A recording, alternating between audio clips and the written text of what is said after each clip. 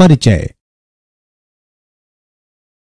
आज दो मित्र रॉय और सिड पिकनिक मनाने के लिए एक समुद्र तट पर आए और उन्होंने खूब आनंद लिया। यह तट प्राकृतिक सुंदरता से भरपूर है और मैं इस प्रकार की दृश्यावली बहुत पसंद करता हूं। रॉय, वहां उठती उन ऊंची समुद्री लहरों को देखो, कितनी आकर्षक लग रही हैं, है ना? हाँ, वे तो आश्चर्यजनक हैं। लेकिन क्या तुम्हें पता है कि ये समुद्री तरंगें किस परिघटना का अनुसरण करती हैं? नहीं। क्या तुम मुझे बता सकते हो? हाँ, क्यों नहीं। ये समुद्री लहरें दोलन करती हैं। ये अपनी गति आवर्ती रूप से दोहराती हैं। ठीक है, मैं समझ गया। मगर मैं इस बारे में कुछ और जानना चाहता हूं। क्या तुम मुझे बता सकते हो? हाँ, बिल्कुल, मैं बताता हूं। विद्यार्थियों, इस पाठ में हम दोलनों के बारे में सीखेंगे। उद्देश्य।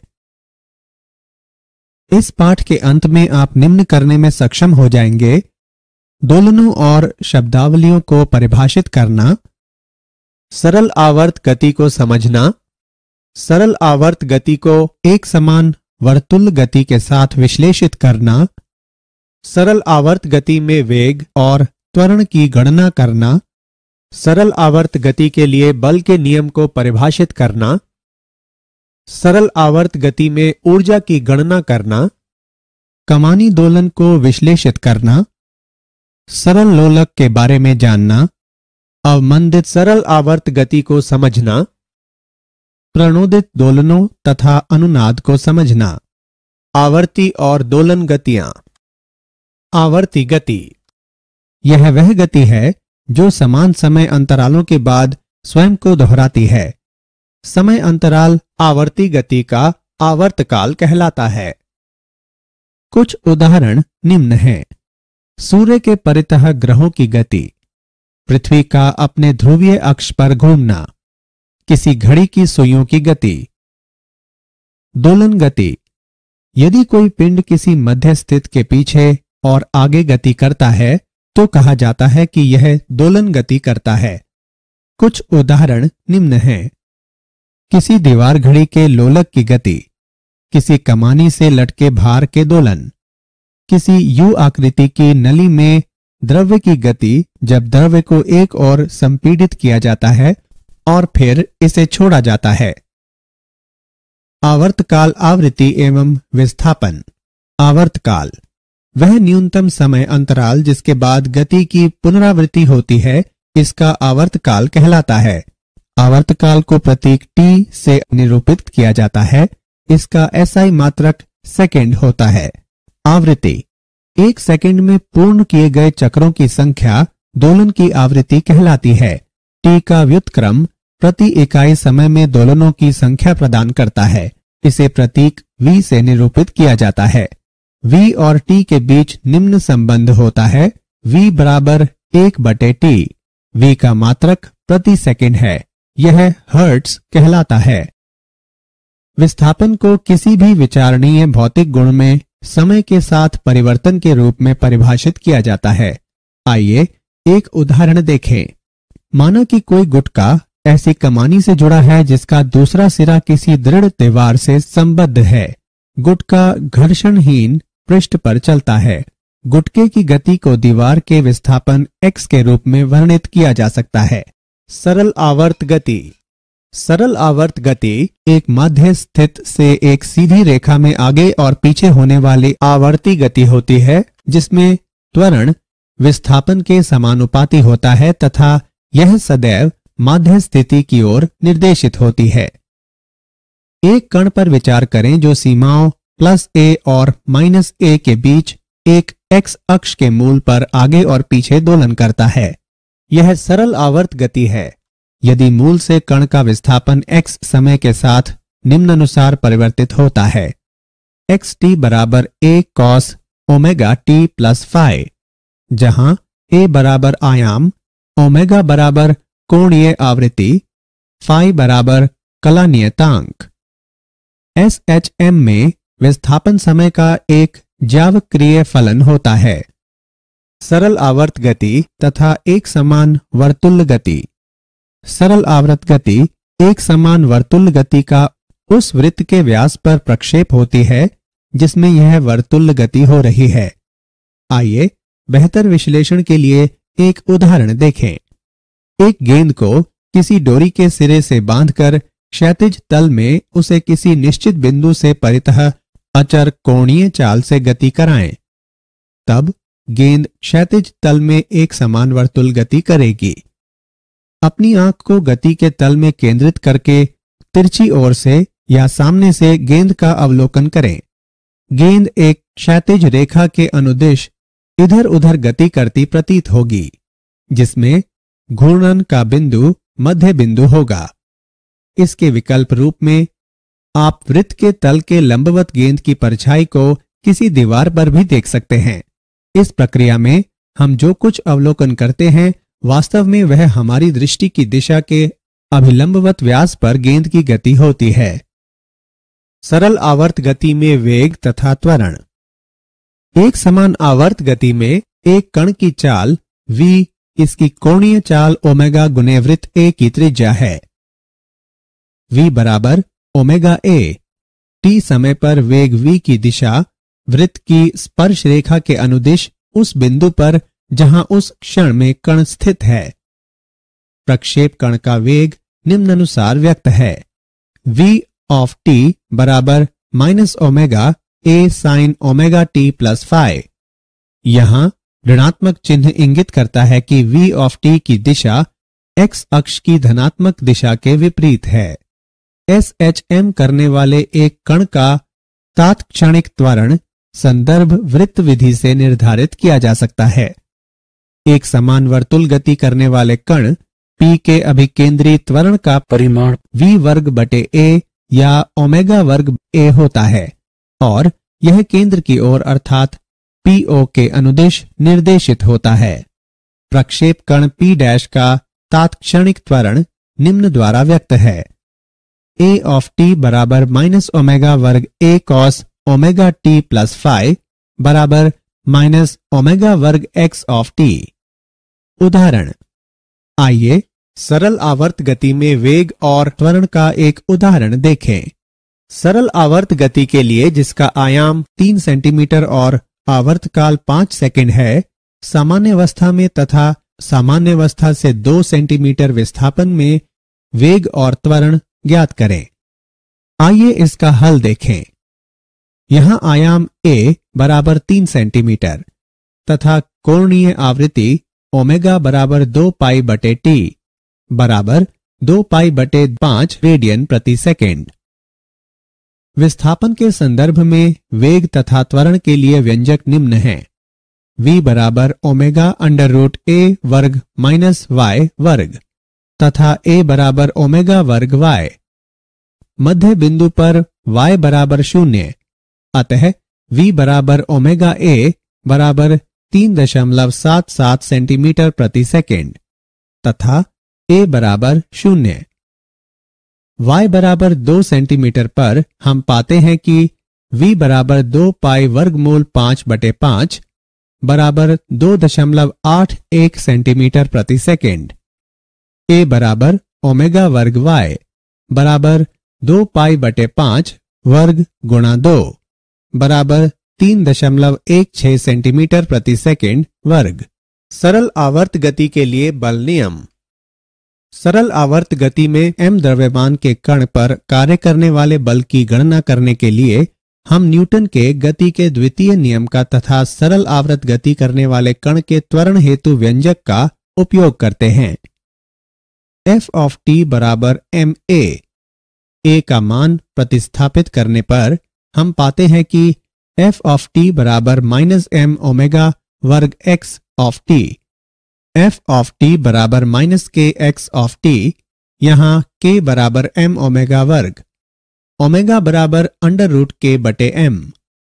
बल सदैव माध्य स्थिति की ओर निर्देशित होता है, इसलिए इसे कई बार सरल आवर्त गति में प्रत्यानयन बल भी कहा जाता है। बल x ऑफ t के रैखिक समानुपाती होता है। ऐसे बल के साथ दोलनकर्ता कण रैखिक सरल आवर्ती दोलक कहलाता है। सरल आवर्त गति में ऊर्जा। गतिज ऊर्जा सरल आवर्त गति करते किसी कण का वेग समय का आवर्ती फलन होता है। विस्थापन की चरम स्थितियों पर यह शून्य होता है। गतिज ऊर्जा निम्न द्वारा व्यक्त है। K बराबर 1/2 mv वर्ग बराबर 1/2 m ओमेगा वर्ग a वर्ग साइन वर्ग ओमेगा t प्लस फाइ बराबर 1/2 Ka वर्ग साइन वर्ग गुणा ओमेगा t प्लस फाइ। यह समय का आवर्ती फलन भी है जो विस्थापन अधिकतम होने पर शून्य तथा कण के माध्य स्थिति में होने पर अधिकतम होता है। स्थितिज ऊर्जा कमानी बल F बराबर -kx एक संरक्षी बल है जिससे स्थितिज ऊर्जा संयुक्त होती है। U बराबर 1/2 kx वर्ग। अतः सरल आवर्त गति करते किसी कण की स्थितिज ऊर्जा U ऑफ x बराबर 1/2 kx वर्ग बराबर 1/2 Ka वर्ग कॉस वर्ग ओमेगा t प्लस फाइ। अतः सरल आवर्त गति करते किसी कण की स्थितिज ऊर्जा भी T/2 आवर्तकाल के साथ आवर्ती होती है जो माध्य स्थिति में शून्य और चरम विस्थापन पर अधिकतम होती है। कुल ऊर्जा निकाय की कुल ऊर्जा E बराबर U प्लस K बराबर 1/2 Ka वर्ग साइन वर्ग omega t plus phi plus 1/2 Ka वर्ग कॉस वर्ग ओमेगा t प्लस फाइ बराबर 1/2 Ka वर्ग। अतः सरल आवर्ती दोलक की कुल यांत्रिक ऊर्जा समय से स्वतंत्र होती है। कमानी के दोलन M संहिति का एक गुटका जो रैखिक सरल आवर्ती दोलक है एक कमानी से जुड़ा है। गुटका घर्षण रहित पृष्ठ पर गति करता है। गुटके को खींचकर या धक्का देकर छोड़ दिया जाने पर यह सरल आवर्त गति करता है। हुक के नियम के अनुसार निकाय को विरूपित किए जाने पर उस पर प्रत्यानयन बल लगता है। इस बल का परिणाम विरूपण अथवा विस्थापन के अनुक्रमानुपाती होता है और यह विपरीत दिशा में कार्य करता है। किसी समय t पर यदि गुटके का किसी माध्य स्थिति से विस्थापन x है तो गुटके का कार्य करने वाला प्रत्यानयन बल Fx बराबर -kx। यहाँ k कमानी स्थिरांक है। किसी कठोर कमानी के लिए k का मान अधिक तथा किसी मुलायम कमानी के लिए k का मान कम होता है। निकाय के लिए कोणीय आवृत्ति निम्न द्वारा व्यक्त है। ओमेगा बराबर √k/m तथा दोलक का आवर्तकाल निम्न द्वारा दिया गया है। T बराबर 2 वर्गमूल m/k। सरल लोलक m द्रव्यमान के एक छोटे गोलक को L लंबाई की एक न खिंचने वाली डोरी से बांधकर एक सरल लोलक बनाया जा सकता है। डोरी का दूसरा सिरा छत में एक टेप से जोड़ दिया जाता है। गोलक पृष्ठ के तल में इधर उधर धुराग्र बिंदु से गुजरने वाली ऊर्ध्वाधर रेखा के बाएं और दाएं दोलन करता है। यह आवर्ती गति माध्य स्थिति से छोटे विस्थापनों के लिए सरल आवर्त गति है। थीटा डोरी द्वारा ऊर्ध्वाधर से बनाया गया कोण है। जब गोलक माध्य अवस्था में होता है तो थीटा बराबर 0 होता है। गोलक पर केवल 2 बल कार्य करते हैं जो निम्न हैं। डोरी में तनाव T, गुरुत्व के कारण ऊर्ध्व बल mg को डोरी के अनुदिश mg cos थीटा तथा इसके अभिलंबवत mg sin थीटा घटकों में वियोजित किया जा सकता है। स्पर्श रेखीय घटक लोलक के धुराग्र बिंदु के परितः एक प्रत्यानन बल आघूर्ण उत्पन्न करता है। यह बल आघूर्ण सदैव गोलक के विस्थापन के विपरीत कार्य करता है ताकि वह गोलक को उसकी केंद्रीय अवस्थिति की ओर वापस ला सके। थीटा बराबर -L mg sin थीटा। निकाय के लिए कोणीय आवृत्ति निम्न प्रकार व्यक्त है। ओमेगा बराबर √mgl/I तथा आवर्तकाल निम्न प्रकार व्यक्त है। T बराबर √I/mgl। चूंकि सरल लोलक की डोरी द्रव्यमानहीन है इसलिए घूर्णी जड़त्व ml वर्ग होगा। अब सरल लोलक का आवर्तकाल निम्न होगा। T बराबर वर्गमूल L/G। अवमंदित सरल आवर्त गति। कई बार वायु में गति करते किसी सरल लोलक की गति धीरे धीरे मंद होती जाती है। ऐसा इसलिए होता है क्योंकि वायु का घर्षण बल तथा टेक पर घर्षण बल लोलक की गति का विरोध करते हैं तथा इसकी ऊर्जा का धीरे धीरे क्षय करते हैं। ये अवमंदित दोलन कहलाते हैं। अवमंदित दोलनों में निकाय की ऊर्जा का नियंत्रण क्षय होता है, लेकिन छोटे अवमंदनों के लिए दोलन लगभग आवर्ती रहते हैं। क्षयकारी बल व्यापक रूप में घर्षण बल ही होते हैं। अवमंदन बल परिवेशी माध्यम की प्रकृति पर निर्भर करते हैं। यदि गुटके को एक द्रव्य में डुबोया जाए तो अवमंदन का परिणाम काफी अधिक होगा और ऊर्जा का क्षय अधिक तीव्रता से होगा। अवमंदन बल सामान्यतः गोलक के वेग के अनुक्रमानुपाती होता है तथा यह वेग की दिशा के विपरीत कार्य करता है। यदि अवमंदन बल को Fd से व्यक्त करें तो हम पाते हैं कि Fd बराबर -bv। प्रणोदित दोलन। जब किसी सरल लोलक को छोड़ा जाता है तो यह अपनी स्वाभाविक आवृत्ति ओमेगा के साथ दोलन करता है और ये दोलन मुक्त दोलन कहलाता है।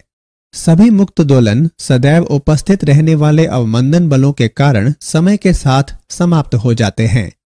जब कोई बाह्य बल दोलनों को बनाए रखता है तो ये दोलन परिचालित या प्रणोदित दोलन कहलाते हैं। बाह्य बल स्वयं आवर्ती होता है जिसकी आवृत्ति ओमेगा डी परिचालित आवृत्ति कहलाती है। निकाय अपनी प्रवृत्ति आवृत्ति ओमेगा के साथ दोलन नहीं करता बल्कि बाह्य बल की आवृत्ति ओमेगा डी के साथ दोलन करता है। अनुनाद। परिचालक आवृत्ति का वस्तु के दोलन के प्राकृतिक आवृत्ति के बराबर होने की स्थिति में दोलन के आयाम के अधिकतम होने की परिघटना को अनुनाद कहते हैं। आइए इसे एक उदाहरण से समझें। विभिन्न लंबाइयों के 5 सरल लोलक एक ही डोरी से लटकाए गए हैं। लोलकों 1 और 4 की लंबाइयां बराबर हैं तथा अन्य की लंबाइयां भिन्न हैं। अब हम लोलक 1 को गतिमान करते हैं। संबद्ध डोरी से होकर ऊर्जा उस लोलक से अन्य लोलकों को स्थानांतरित होती है जिसके फलस्वरूप वे भी दोलन करने लगते हैं। परिचालन बल संबद्ध डोरी द्वारा प्रदान किया गया है। इस बल की आवृत्ति लोलक 1 के दोलन की आवृत्ति के समान होती है। लोलकों 2, 3 और 5 की अनुक्रियाएं हैं। वे पहले विभिन्न आयामों से अपनी अपनी प्राकृतिक आवृत्तियों के दोलन करते हैं, परंतु यह गति अवमंदित हो जाती है और बनी नहीं रह पाती। लोलक 4 की अनुक्रिया लोलकों के इस सेट के विपरीत होती है।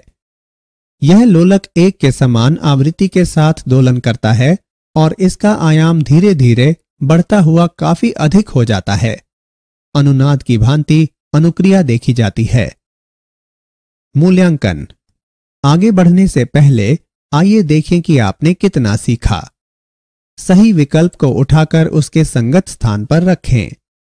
क्या आप जानते हैं गति के मध्य बिंदु पर स्थितिज ऊर्जा न्यूनतम होती है और अधिकतम विस्थापन पर स्थितिज ऊर्जा अधिकतम होती है। ज्वारीय बलों के कारण समुद्र तल ऊपर उठता और नीचे गिरता है और बनने वाली ज्वारीय धाराओं की दोलन गति होती है। 1656 में डच वैज्ञानिक क्रिश्चियन हजेंस ने पहली पेंडुलम घड़ी का निर्माण किया। तत्समय प्रचलित यांत्रिक घड़ियों की तुलना में यह महत्वपूर्ण सुधार था। इनकी सर्वोत्तम शुद्धता को प्रतिदिन 15 मिनट के विचलन से बढ़ाकर प्रतिदिन लगभग 15 सेकंड तक कर दिया गया। सारांश। आइए हमने जो कुछ सीखा है उसे संक्षेप में दोहराएं। वह गति जो समान समय अंतरालों के बाद खुद को दोहराती है आवर्ती गति कहलाती है। यदि कोई पिंड किसी माध्य स्थित से पीछे और आगे की गति करता है तो कहा जाता है कि यह दोलन गति करता है। 1 सेकंड में पूर्ण किए गए चक्रों की संख्या दोलन की आवृत्ति कहलाती है। विस्थापन को किसी भी विचारणीय भौतिक गुण में समय के साथ परिवर्तन के रूप में परिभाषित किया जाता है। सरल आवर्त गति एक माध्य स्थिति से एक सीधी रेखा में आगे और पीछे होने वाली आवर्ती गति होती है जिसमें त्वरण विस्थापन के समानुपाती होता है तथा यह सदैव माध्य स्थिति की ओर निर्देशित होती है। सरल आवर्ती दोलक की कुल यांत्रिक ऊर्जा समय से स्वतंत्र होती है। जब किसी सरल दोलक को छोड़ा जाता है तो यह अपनी स्वाभाविक आवृत्ति ओमेगा के साथ दोलन करता है और ये दोलन मुक्त दोलन कहलाता है। परिचालक आवृत्ति का वस्तु के दोलन के प्राकृतिक आवृत्ति के बराबर होने की स्थिति में दोलन के आयाम के अधिकतम होने की परिघटना को अनुनाद कहते हैं।